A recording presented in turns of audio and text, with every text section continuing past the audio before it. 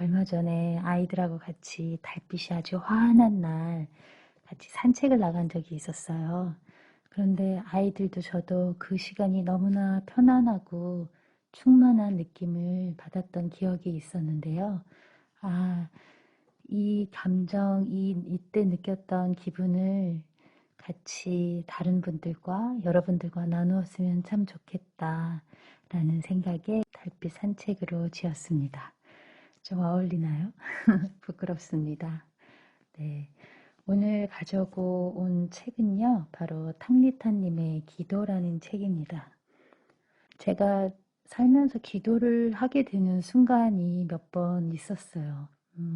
갑자기 큰 일이 닥쳤다던가, 아무리 애를 써도 잘 되지 않을 때, 그리고 아이들이 아플 때 저도 모르게 두 손을 꼭 잡고 마음속으로 기도를 올리게 되더라고요.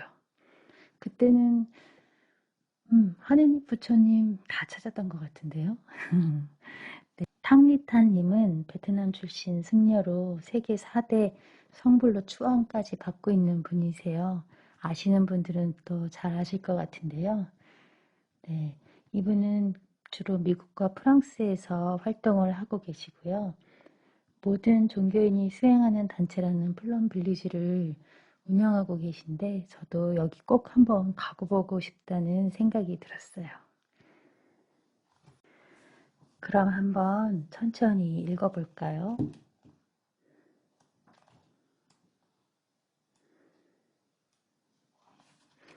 기도는 종교의 전유물이 아니다. 기도는 우주가 인간에게 선사하는 아주 특별하고 소중한 선물이다.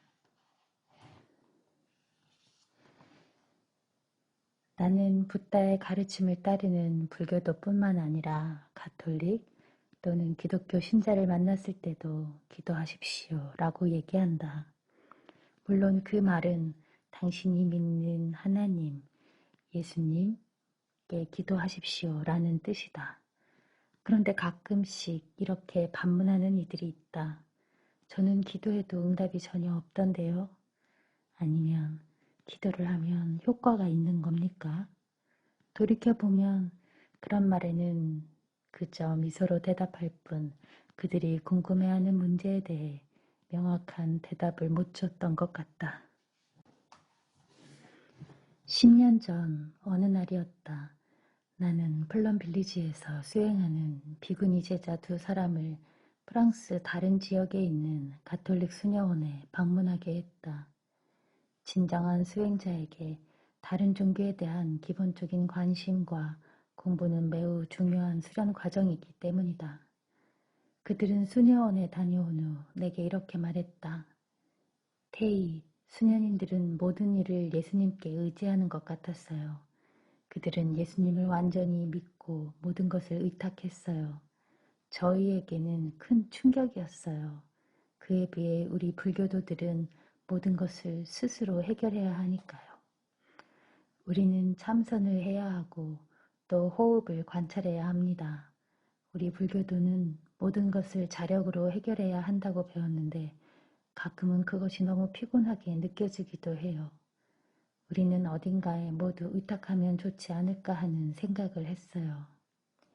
10여 년의 세월이 지났지만 그 말은 아직도 내게 생생하다. 나는 이 책에서 그때 미처 하지 못했던 대답을 담으려고 한다. 기도에 대한 응답이 있느냐는 질문, 그리고 기도가 효과가 있긴 있느냐는 질문, 그리고 제자들이 수녀원에 다녀와서 한 질문, 불교도는 정말 자력으로 모든 것을 해결해야 하는 걸까? 라는 질문에 대한 대답도 이 책에서 찾을 수 있을 것이다. 나는 기도에 대한 많은 고정관념이 깨졌으면 한다. 그래서 단지 불교도만을 위해 이 책을 쓰지 않았다. 나는 종교나 종파에 상관없이 더 많은 사람들이 기도라는 행위에 관심을 갖길 바라고 있다.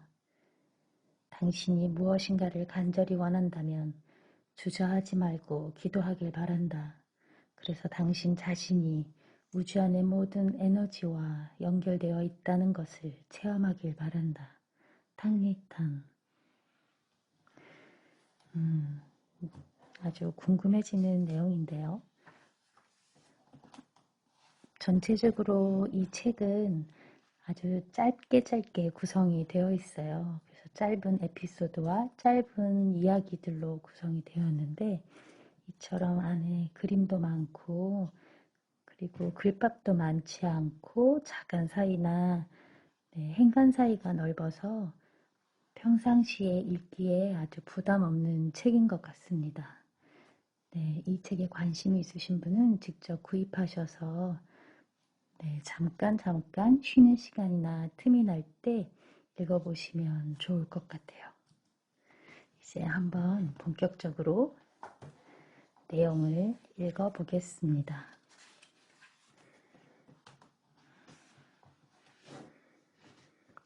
소년의 이야기.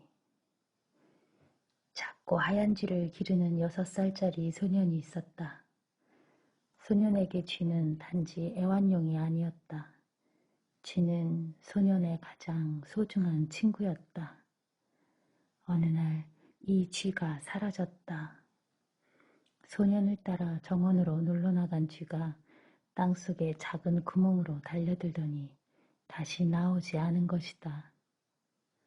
소년은 슬펐다. 그 작은 쥐 없이는 단 한순간도 살 수 없을 것 같았다. 소년은 즉시 무릎을 꿇고 두 손 모아 기도하기 시작했다.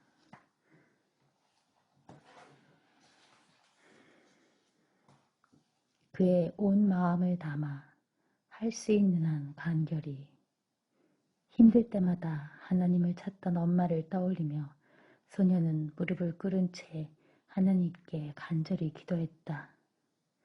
당신을 믿습니다.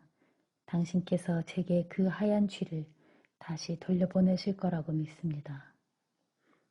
소년의 기도는 몇 시간이고 이어졌다. 하지만 그 작고 하얀 쥐는 끝내 돌아오지 않았다.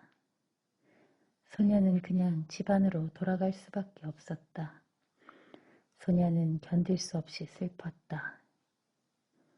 어린 시절 내내 소년은 안 좋은 일이 있을 때마다 열심히 기도했지만 그 기도는 이루어지지 않았다.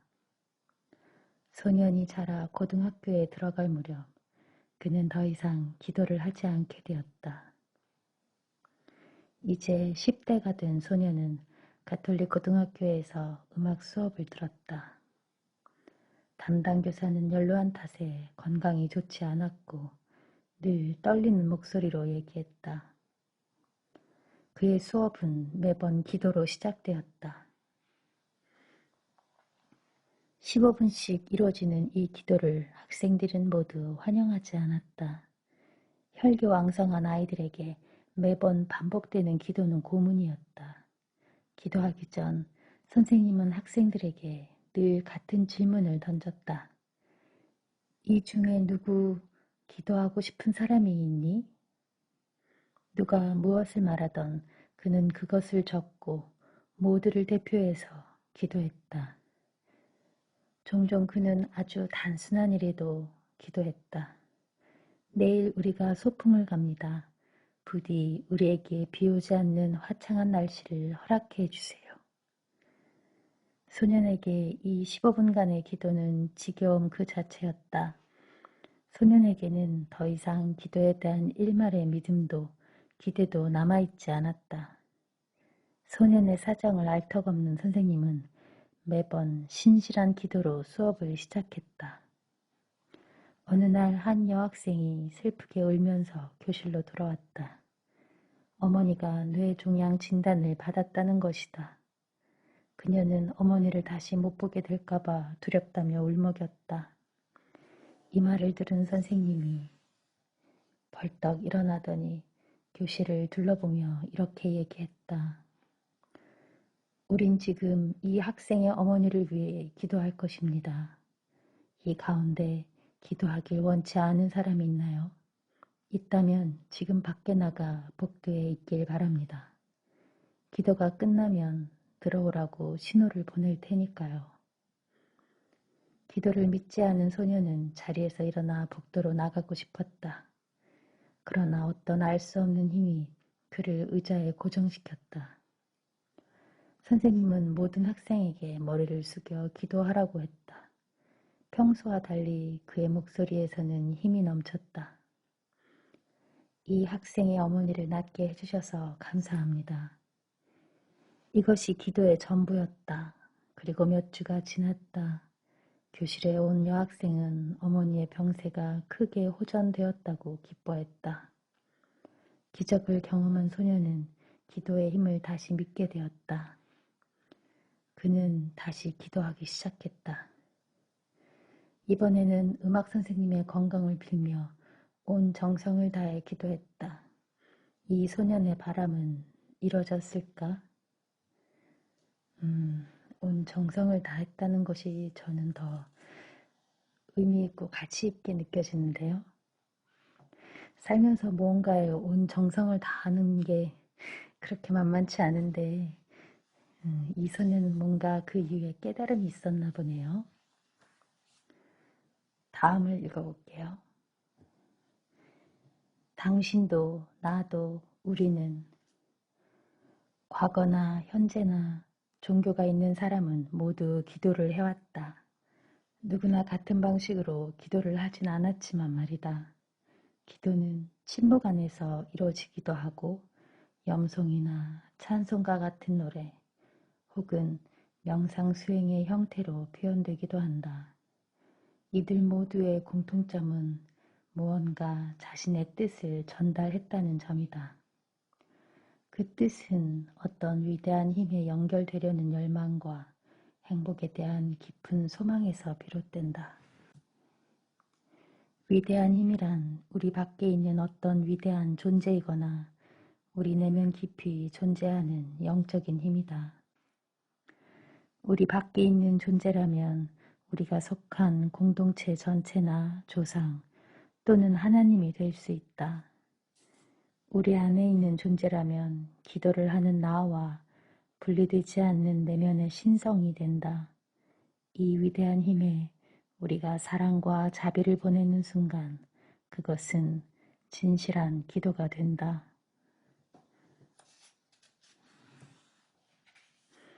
기도해야 할까? 라는 의문. 어떤 신앙인들은 신이 의도했다면 그것은 이미 이루어진 것이라고 이야기한다. 이 여성은 몇 살에 암으로 죽을 예정이다. 저 청년은 몇 살에 교통사고로 하반신 마비가 될 예정이다. 그 남성은 몇 살에 사업에 실패하여 두 번 다시 재기하지 못할 것이다. 이러한 불행이 신의 결정이라고 치자 건강에 대해 혹은 사업이 번창하게 해달라고 간절히 기도하는 것이 무슨 효과가 있을까? 정해진 운명은 바뀔 수 있을까? 결국 기도는 시간 낭비에 불과한 것이 아닐까. 기독교에서 말하는 신의 의지는 불교의 인과응보에 해당한다. 어떤 이가 몇 년 전에 부주의하게 몸을 움직인 탓에 지금 뼈에 이상이 생겼다면 이는 카르마에 따른 결과다. 카르마는 우리가 과거에 했던 어떤 행위가 가져온 결과다.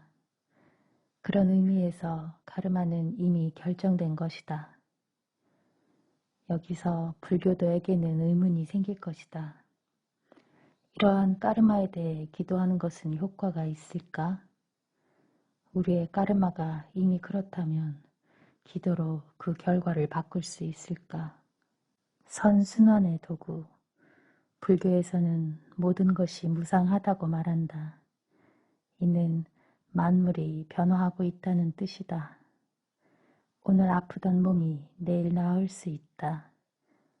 어제까지는 실패를 거듭하던 일이 모레부터는 쉽게 풀릴 수도 있다. 거꾸로 오늘은 행복하지만 내일은 불행해질 수도 있다.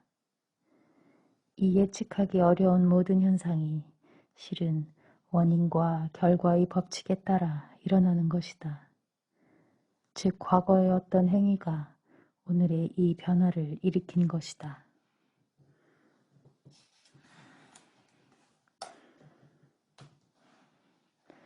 그렇다면 과거에 좋지 못한 행위를 올바르게 잡아주고 미래에 더욱 좋은 결과를 내기 위해서는 어떻게 해야 할까? 그 해답은 오늘 우리가 하는 좋은 행위에 있다. 좋은 생각은 좋은 행동을 이끌고 좋은 변화를 불러온다. 기도는 그 과정에서 좋은 변화를 이끌어주는 선순환의 도구다. 기도로 새로운 에너지를 내면 그 에너지가 우리의 몸과 마음에 새 장을 열어준다. 그래서 과거의 결과를 바람직한 방향으로 전환시켜주고 미래에 더 좋은 결과를 낼 수 있도록 도와준다. 내 안에 위대한 힘. 우리는 신과 서로 분리된 존재가 아니다. 신의 의지가 우리 자신의 의지이기도 하다. 그러므로 우리가 변화하고자 한다면 신도 이를 막지 않을 것이다. 창조주와 창조물은 어떤 관계가 있을까? 창조주는 창조하는 존재이고 창조물은 그 힘에 의해 창조된 대상이다. 그들은 서로 연결되어 있기에 이를 주체와 대상이라고도 할 수 있을 것이다. 창조를 한 주체는 신이며 창조된 대상은 우리가 살고 있는 이 우주다. 주체와 대상은 왼쪽과 오른쪽, 밤과 낮, 든든함과 배고픔과도 같이 밀접한 관계에 있다. 반사의 법칙과 같이 보는 자와 보여진 대상 사이에는 상관성이 있다. 사건을 바라보는 시선의 각도가 변하면 보이는 대상 역시 변화한다. 신의 의지라고 하는 것 역시 우리 자신의 의지와 이런 연관성이 있다. 자신을 바라보는 우리의 태도가 변화하면 신의 의지 역시 변화할 것이다. 그렇기 때문에 우리가 행한 과거 카르마의 결과도 바뀔 수 있을 것이다. 기도에 필요한 에너지. 전화기를 사용하기 위해서는 먼저 전화선이 있어야 한다. 그리고 그 전화선에는 전기가 들어와 있어야 한다. 선풍기나 냉장고, 책상 위에 작은 전구를 사용할 때도 마찬가지다. 기도도 같은 원리로 실행된다. 기도를 할 때 믿음과 자비, 사랑의 에너지는 전력 구실을 한다. 그러한 전력 없이 기도를 한다면 전기가 들어오지 않는 전화기에 대고 얘기하는 것과 같다. 우리의 기도가 응답을 받지 못한다면 이와 같은 이유 때문이다. 시공을 초월한 힘. 우리가 몸과 마음을 위해 좌선 수행을 하면 사랑의 에너지가 만들어진다. 그 에너지는 우리의 가슴을 열고 가족, 연인, 배우자, 선후배, 직장 동료에게도 전달된다. 그들에게서 그들의 친구에게로 전달된 에너지는 재생성을 거듭하며 무한대로 확산된다. 사랑과 자비의 에너지로 기도할 때 기도는 시간과 공간을 초월하여 전달된다. 그 거리가 프랑스의 플럼 빌리지와 베트남의 하노이처럼 멀리 떨어져 있다 해도 아무 상관이 없다. 이때의 기도는 시공을 초월한 연결이기 때문이다. 신의 응답을 받지 못할 때 혼신을 다해 기도를 했는데도 눈에 보이는 결과가 나타나지 않는다. 이는 믿음이 약해서일까? 마태복음 17장 20절에서는 너희 믿음이 강하면 여기에서 저기로 산도 옮기리라고 했다. 그러면 언제 우리는 믿음이 충만히 강하다고 얘기할 수 있을까? 앞서 등장한 쥐를 잃어버린 소년을 보자. 처음에 그의 믿음은 강했다. 그는 신이 그 쥐를 되돌려 줄 것이라 진심으로 믿었다. 누군가 그의 믿음이 얼마나 큰지 물었다면 소녀는 그가 가진 걸 모두 걸어서라도 그의 믿음을 증명했을 것이다. 소녀는 여러 해 동안 그 믿음을 지켜갔다. 그는 매일 밤 최선을 다해 기도했다. 그런데 왜 그의 기도는 한 번도 응답을 받지 못했을까? 누군가는 소년이 오직 자신의 욕망을 충족하기 위해 기도했기 때문이라고 할 것이다. 쥐에 대한 사랑은 소유욕이지 진정한 사랑이 아니라고. 그럼 기도가 그 결과를 얻지 못했을 때는 기도에 진실한 사랑이 없었기 때문일까? 내 사랑은 사랑이 아니었다. 종종 우리는 자신의 온 마음을 다해 기도했다고, 온몸의 세포가 진동하도록 기도했다고, 몸 안에 피 한 방울까지 꺼내 기도했다고 생각한다. 그럼에도 그 결과는 만족스럽지 않다. 이것은 우리의 사랑이 부족해서일까? 사랑하는 그녀를 위해 간절히 기도했는데 그녀가 숨을 거두려 한다면 이는 나의 사랑이 부족해서일까? 나는 그녀를 진실로 사랑했다. 그럼에도 불구하고 깊이 바라보면 때로는 우리가 사랑이라고 말한 것이 사실은 그들을 위한 사랑이 아니었음을 알게 된다. 그것은 사랑하는 누군가를 잃을까봐, 그래서 홀로 남겨질까봐 두려운 스스로에 대한 사랑이었다. 괴로움과 외로움은 사랑이 아니다. 우리는 홀로 남겨지기가 두려워서 우리 곁에 사랑하는 이가 오래 살길 바란다. 물론 이것도 어떤 의미에서는 사랑이라 할 수 있다. 단지 자기 자신을 향한. 여기 이 문구가 저를 참 부끄럽게 만드는 것 같아요. 저도 누군가를 사랑하고 가족을 사랑한다고 이야기하고 그리고 좀 더 선한 방향으로 좋은 방향으로 어떤 일을 한다고 하지만 그리고 그걸 마음속으로 빌기도 하지만 이 글을 읽는 순간 그 중에 대부분은 나 자신을 위한 일이었구나 라는 것을 알게 해주네요. 다시 반성하게 됩니다. 그럼에도 불구하고 나머지 책을 열심히 읽어볼까요? 분리도 차이가 없네. 절하는 이와 절 받는 이는 둘 다 비어있네. 본래부터. 그러니 우리의 대화는 말할 수 없이 완전하네. 선불교에 전해오는 개성의 하나이다. 이는 붓다와 중성의 본성이 모두 공하다는 것을 의미한다. 이런 글을 너무나 가볍게 읽어버린 거 아닌가 싶기도 합니다. 절하는 이와 절 받는 이가 본래부터 비어있다는 말은 가톨릭, 기독교 신자들에게는 매우 이상하게 들릴지 모른다.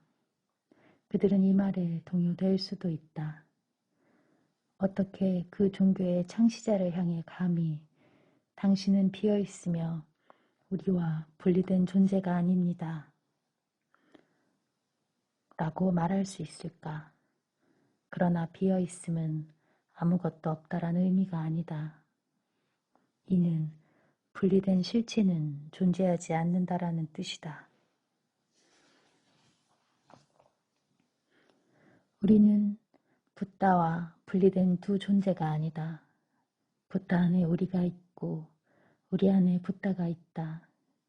이러한 이해의 씨앗은 가톨릭과 기독교 안에도 있으며 다른 종교 안에도 있다. 다만 다른 종교에 비해 불교에서 이를 매우 명확히 단순하게 표현했을 뿐이다. 절하는 이와 절 받는 이 둘 다 비어있다. 우리 중 누구도 독립된 자아가 아니다. 그러므로 기도하는 우리는 우리 자신과 우리 밖의 존재, 둘 다를 위해 기도하는 것이며 이 둘 사이에는 아무런 차이가 없다. 신과 우리는 같은 본질을 지니고 있다. 신과 우리 사이에도 어떠한 분리, 차이는 없다.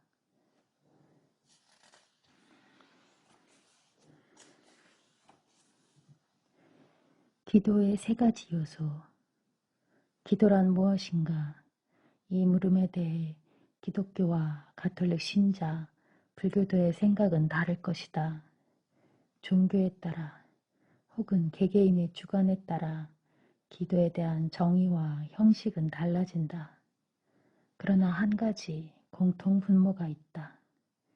기도를 하는 사람, 기도를 받는 대상, 기도의 결과를 받게 될 사람. 이 세 가지 구성 요소가 있어야 기도는 성립된다. 기도를 하는 사람은 나다. 기도를 받는 대상은 신, 초월적 존재다. 기도의 결과를 받게 될 사람은 나이거나 내 가족, 친구 같은 제3자다. 내가 속한 조직, 국가와 같은 사회 공동체가 될 수도 있다. 나는 내 일신의 영달을 위해 기도할 수 있다. 아픈 부모와 자식을 위해 기도할 수도 있다. 헐벗고 굶주린 아프리카 아이들을 위해 기도할 수도 있다. 어떤 이는 두 손 모아 공손히, 어떤 이는 침묵 속에서, 또 어떤 이는 눈물 흘리며 기도한다. 내용과 형식은 달라져도 기도의 세 가지 구성 요소는 변함이 없다. 우리가 기도할 때 이 세 가지 요소를 명확히 인식하고 자신이 원하는 의도를 분명히 그릴 수 있을 때 이미 기도의 절반은 이루어진 것과 같다. 예를 들어 허약한 딸의 건강을 위해 붓다에게 기도드린다고 해보자. 먼저 기도하는 사람은 자신이며 기도를 받는 대상은 붓다. 기도의 결과를 받을 사람은 딸이라는 사실을 인식할 필요가 있다. 그 다음은 기도를 하는 목적이 딸의 건강이 회복되는 것이라는 사실을 명확히 할 필요가 있다. 이러한 하나의 의도를 가지고 앉은 자리에서 자신의 몸과 마음에 집중하면 자신과 딸 사이에 기도의 에너지가 형성되기 시작한다. 기도하는 사람이 완전히 지금 이 순간에 머물러 집중과 통찰의 힘이 강해질수록 그 기도의 결과는 분명해질 것이다.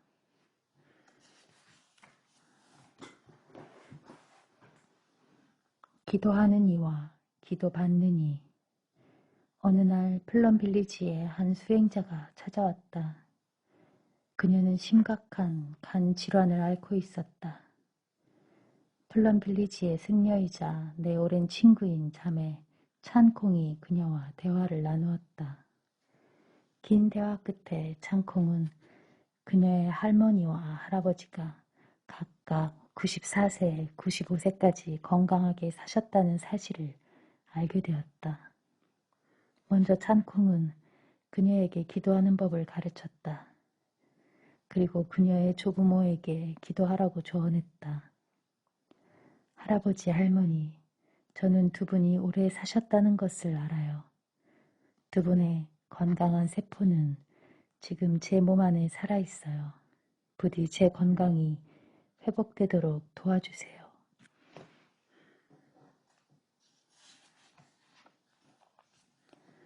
우리의 몸에는 건강했던 할아버지와 할머니의 몸의 일부가 존재하고 있다. 조부모가 돌아가셨다 해도 그들의 건강한 세포는 부모의 몸을 통해 내게 전해져 이 몸 안에 여실히 살아있다. 따라서 그들을 향해 기도하면 내 몸 안에서 건강한 세포가 새롭게 형성되어 건강을 회복시켜 줄 것이다. 우리가 붓다나 예수를 향해 기도할 때도 마찬가지다. 역사상 존재했던 그들의 몸은 사라졌으나 그 정신은 우리 안의 불성, 그리스도 정신으로서 지속되고 있다. 모든 기독교 신자는 예수의 연속이며 모든 불교도는 붓다의 연속이다. 따라서 우리가 붓다나 예수에게 기도할 때 그것은 단지 머릿속에 관념적인 대상에게 기도하는 것이 아니라 우리 안에 실존하는 그들의 본성에 기도하는 것이다. 이때 기도받는 이가 내 안에 존재하므로 나와 그는 둘이 아니게 된다. 기도하는 자신과 기도를 받는 신적 대상과의 구분이 사라지는 것이다. 이와 같은 단일함을 이해할 때 우리의 기도는 한결 깊어지고 그 효과는 강력해진다. 기도는 커뮤니케이션이다. 기도하는 이와 기도를 받는 이는 서로 연결되어 있다. 이들 간의 대화는 시공을 초월한다. 우리가 기도드리는 영적인 대상에 대해 명상할 때 곧바로 서로가 연결된다. 전화기로 예를 들자면 바로 이 시점에서 전화선에 전기가 들어오는 것이다. 방송국에서 보낸 신호가 TV 화면으로 나오기까지는 일정한 시간이 걸린다. 통신위성으로 보낸 신호가 파동의 형태로 공간을 이동하는데 약간의 시간이 걸리기 때문이다. 그러나 기도에서의 의사 전달은 완전히 시공을 초월한다. 이때는 위성 같은 매개체가 필요 없으며 그 결과를 얻는데 하루나 이틀을 기다릴 필요도 없다. 그 결과는 즉각적이다. 인스턴트 커피 같은 즉석 식품도 물을 끓이고 커피를 저을 시간이 필요하다. 일정한 과정을 거친 후에야 마실 수 있는 것이다. 그러나 기도는 다르다. 기도를 할 때 우리는 전혀 기다릴 필요가 없다. 단 한순간도. 마음 챙김과 집중, 통찰의 에너지. 우리는 기도드리는 대상을 떠올려 전화선을 연결했다. 이제 그 전선에 전류를 보내야만 한다. 기도에서 전류는 마음 챙김과 집중, 통찰의 힘이 된다. 마음 챙김은 의식을 현실에 집중하여 자신의 몸과 마음을 주의 깊게 알아차리는 것을 말한다. 우리는 일상 속에서 과거를 생각하거나 미래를 계획하느라 대부분의 시간을 보낸다. 그래서 몸은 현재에 있어도 마음은 현재에 있지 못하다. 그러나 우리의 몸과 마음이 고요해져서 온전히 지금 여기에 존재할 때 기도를 할 수 있는 여건이 마련된다. 이러한 마음 챙김이 부족하면 믿음이 아무리 커도 제대로 된 기도를 할 수 없다. 기도하는 사람이 지금 여기에 존재하지 않으면 누가 이 자리에서 기도를 하겠는가? 마음 챙김을 하면 집중력이 생기고 이는 우리를 프라즈나의 상태로 이끈다. 우리가 두 손바닥을 마주한 채 마음 안에 이미지를 떠올리게 하는 개성의 단어들을 계속 생각하고 명상하면 강한 집중력이 생긴다. 이때 우리와 신성 사이를 이어주는 프라즈나가 형성된다. 산스크리트어로 프라즈나는 바냐, 즉 통찰과 초월적인 지혜를 의미한다. 이는 마음이 고요하고 맑아 자신을 포함한 만물의 본질을 깊이 이해하는 상태를 말한다. 만물이 서로 연관되어 있다는 이러한 통찰로부터 기도가 나올 때 그 기도에는 자비와 연민이 실리게 된다.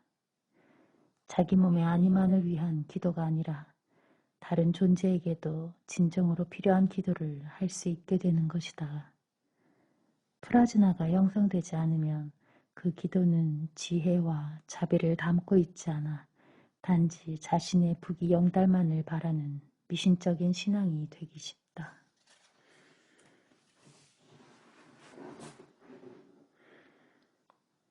원망과 미움은 놓아버려라. 사랑하는 이가 잘못된 길을 가고 있을 때 우리는 그를 변화시키기 위해 기도를 한다. 내가 아는 한 여인은 도박에 빠진 남편 때문에 몹시 괴로워했다. 그녀는 남편이 자신과 아이들을 내팽개친 채 가산을 탕진하고 있다고 원망했다. 또 그녀는 가장 없는 집에서 홀로 집안을 돌보느라 밤낮 없이 고생하고 있다고 자신의 신세를 한탄했다. 불교도였던 그녀는 날마다 절에 가서 기도를 했다. 부디 누군가가 나타나 남편을 도박의 늪에서 꺼내주기를 간절히 바라며 기도했지만 이는 제대로 된 기도일까? 여인의 기도는 간절했지만 그녀는 모든 문제의 원인을 남편에게 돌린 채 그를 원망하는 마음으로 기도했다. 불교의 스승들은 기도할 때 반드시 스스로를 통찰하라고 가르친다. 남편과 아내는 분리된 두 존재가 아니다. 그의 문제는 그녀와도 깊은 관계가 있다. 우리가 명상을 하면 자신과 다른 이와의 연관성과 문제의 진정한 원인을 알게 된다. 이러한 이해 없이 미움과 원망, 질투와 분노의 마음으로 기도하는 것은 올바른 기도가 아니다. 위에서 얘기한 여성이 수행을 통해 스스로를 깊이 돌아보았다면 남편과 자신 사이의 긴밀한 연관성을 이해했을 것이다. 그 과정에서 자신에 대한 통찰을 경험했을 것이다. 그래서 그녀가 먼저 변화하고 도박에 빠진 남편의 마음에도 틀림없이 어떤 변화가 일어났을 것이다. 신에게 절하기. 불교 수행을 할 때 우리는 불상 앞에 두 손을 모으고 절을 올린다. 이 역시 기도의 한 방법이다. 우리는 절하는 이와 불상과의 관계를 깊이 살펴볼 필요가 있다. 절하는 이는 누구이며 절을 받는 불상이 상징하는 바는 무엇인가? 이를 제대로 이해하지 못하고 절만 한다면 그 행위는 미신적인 행위로 흐르기 쉽다. 붓다가 우리와 동떨어져 존재하는 외부의 대상에 불과하다면 저 불상 역시 그러할 것이다. 나는 여기 절 올리기 위해 서 있고 불상은 저기 단상 높은 곳에 앉아 있다. 우리는 분리되어 있고 서로 아무런 관계가 없다. 그러나 실상 붓다는 내 안에 불성으로 존재하며 나와 그는 둘이 아니다. 외부의 불상은 그러한 우리의 관계를 시각화한 상징에 불과하다. 따라서 불상을 향해 절하는 것은 내 안에 불성을 향해 절하는 것이다. 그러므로 우리가 절할 때는 그 불상의 모습이 어떻든 간에 자기 내면의 붓다를 상상하며 절해야 한다. 가능하면 자신이 그릴 수 있는 가장 고귀한 붓다의 모습을 그려야 한다. 또한 그와 내가 깊이 연관되어 있다는 사실을 마음속으로 생생히 기억할 필요가 있다. 마음으로 독경. 불교에는 경전독경이라는 말이 있다. 경전은 붓다의 가르침을 담은 책이며 독경이란 이를 읽는 것이다. 독경은 혼자 하거나 승가라고 하는 수행 공동체에서 함께 하기도 한다. 또 조용히 가슴으로 하거나 크게 소리내어 할 때도 있다. 어떤 때는 독경을 마음챙김, 믿음, 자비의 에너지를 가지고 한다.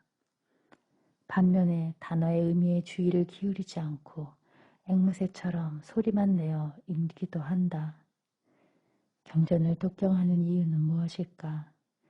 우선은 붓다가 우리에게 준 가르침을 도달하기 위해 그 가르침을 올바로 이해하기 위해서다.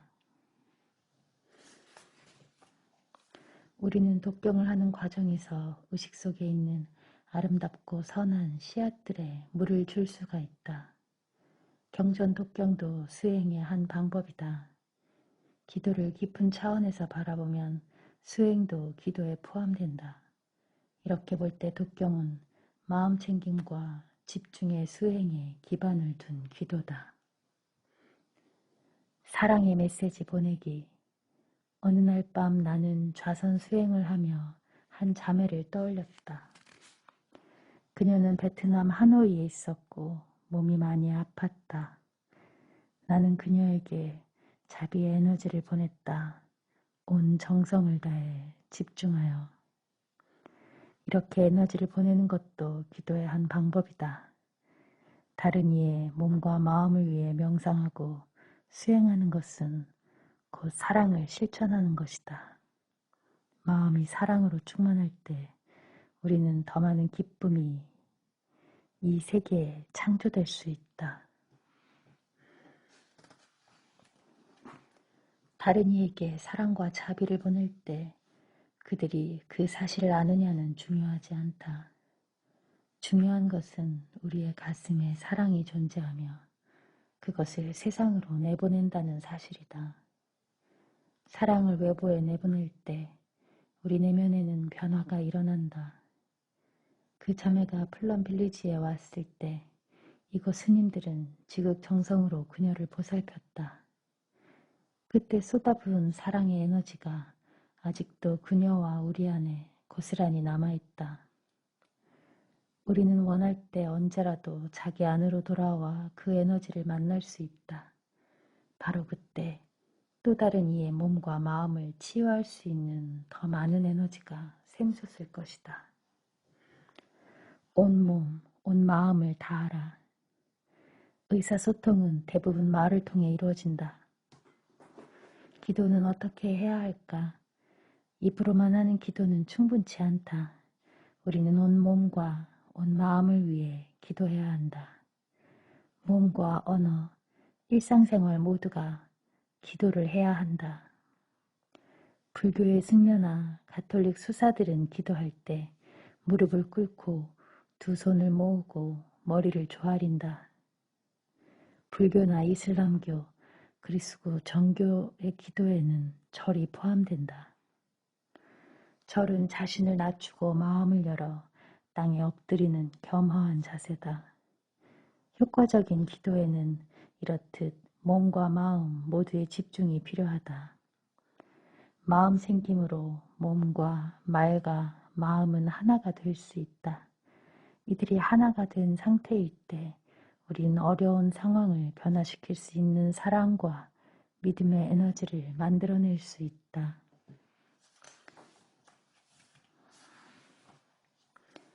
수행자의 기도. 자주는 아니라도 많은 이들이 건강이나 성공, 좋은 관계를 위해 기도한다. 종교를 믿지 않거나 삶에서 영적인 수행을 중요하게 여기지 않는 이도 말이다. 그러나 승려, 수행자가 되면 의미가 달라진다. 영적인 수행에 전념하는 이에게는 기도의 의미가 각별하다. 불교 송가 제자가 경건하게 땅을 만지네에는 수행의 목적이 다음과 같이 표현되고 있다. 태어남과 죽음의 순환을 넘어서기 위해, 태어나지 않음과 죽지 않음도 넘어서기 위해. 수행이 깊어지면 필연적으로 그들에게는 이런 질문이 떠오를 것이다. 나는 대체 어디에서 와서 어디로 가고 있는가? 내가 지금 여기 존재하는 근원적인 목적은 무엇인가? 죽음 이후에도 나라는 사람은 존재하는가? 나와 붓다, 나와 신적인 것 사이에는 어떤 관계가 있는가? 수행자라면 더 깊은 차원에 이르기 위해 기도해야 한다. 그들은 일상적인 삶 안에서 모든 존재의 연기성을 통찰할 수 있어야 한다. 연기성이란 모든 만물은 서로 존재하고 있으며 어느 것도 독자적으로는 존재할 수 없다는 불교의 기본 가르침이다. 수행자의 가장 큰 소망은 우주 만물의 핵심을 발견하여 그 본질에 도달하는 것이다. 그럴 때 그들은 진정으로 만족할 수 있을 것이다. 건강하든 건강하지 않든 언제나 수행할 수 있고 행복할 수 있을 것이다. 일에서 성공하든 성공하지 못하는 고통받지 않을 것이다. 건강이나 성공에 좌지우지 되지 않을 때 우리는 타인과 덜 다투고 그들을 덜 괴롭히게 된다. 이때 조화로운 관계는 자연스럽게 이뤄진다. 지혜로워야 한다. 기도할 때는 지혜로워야 한다. 많은 이들이 자신과 사랑하는 이를 위해 신이 이것저것 해주길 바란다. 그들은 기도를 하며 하나님이 이것 하나만 이루어지면 정말 행복할 것이라고 생각한다. 그러나 어떤 일이 일어날 때 그 자체만의 의미를 지니고 독립적으로 일어나는 사건은 없다. 하나의 수많은 부분들로 이루어져 있으며 또한 그와 반대되는 요소가 있기에 존재할 수 있다. 태어남이 있는 한 죽음이 있다. 시작이 있다면 언제나 끝이 있다. 행복은 불행한 것이 있기에 존재할 수 있다. 불행했던 경험 없이는 우리는 어떤 것이 행복인지 알 수 없기 때문이다. 이 상대성의 균형 상태를 이해할 만한 충분한 지혜가 우리에게 있는가? 많은 이들이 자기 삶에 필요하다고 생각되는 것들을 기도의 목록으로 만든다. 그래서 예수나 붓다, 알라에게 모든 것을 이뤄달라고 요청한다. 그러나 앞서 말한 상대성을 이해할 수 있는 지혜가 그 기도에 포함되어 있는가? 행복과 불행이 동전의 양면처럼 서로가 서로를 보완한다는 것을 이해할 수 있는가? 진정한 기도는 이러한 상대성을 넘어선 더 높은 곳을 향해 지향해야 할 것이다. 그렇지 않다면 그 기도는 이기심을 담은 어리석음이나 탐욕의 표현에 지나지 않을 것이다. 따라서 우리는 자신이 하는 기도가 전체를 담고 있는지 아니면 부분만을 담고 있는지 깊이 살펴보아야 한다. 네, 제가 오늘 읽어드릴 내용은 여기까지입니다. 네, 들은 여러분들은 어떠셨어요? 저에게는 큰 울림이 있었던 책이었어요. 네, 달빛 산책에서는 주로 이렇게 마음에 관련된 책들을 읽고 있어요. 한 50분 넘게 계속 읽었더니 목도 쉬고 발음도 좀 꼬이네요. 네, 그 얼마 전부터 중학생이 된 제 아들이 제 채널을 보기 시작했어요. 그래서 나중에 아이들이 이 채널을 봤을 때 엄마가 계속 마음을 탐구하고 좀 더 좋은 어른으로 살려고 노력했구나.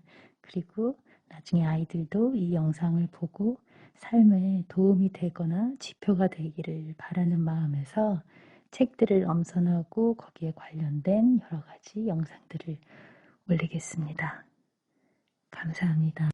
부디 몸 건강히 잘 지내시길 바라요. 다음에 만나요.